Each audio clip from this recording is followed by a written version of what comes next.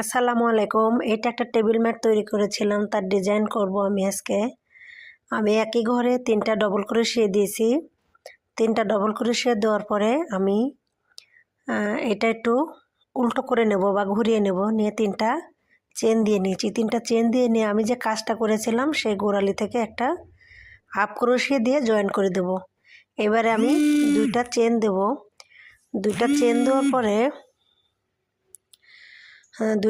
দেওয়ার পরে এখানে আমি সেম ঘরে 6টা ডবল ক্রোশিয়া দেব। 6টা ডবল ক্রোশিয়া দেওয়া হয়ে গেলে মোট আমার হবে 7টা, কারণ 2টা চেন দিয়ে নিয়েছি আর এদিকে 6টা ডবল ক্রোশিয়া দিয়েছি। তো একই ঘরে 7টা ডবল ক্রোশিয়া হবে, পরের ঘরে আমি একটা ডবল ক্রোশিয়া দেব 3টা। তো এইভাবে পুরো কাজ করেছি। আর যদি আমার ভিডিও ভালো লাগে অবশ্যই আপনারা সাবস্ক্রাইব করে দেবেন আপুরা, নতুন নতুন ভিডিও পাওয়ার জন্য। তো ভালো থাকেন, সুস্থ থাকেন, আল্লাহ হাফেজ।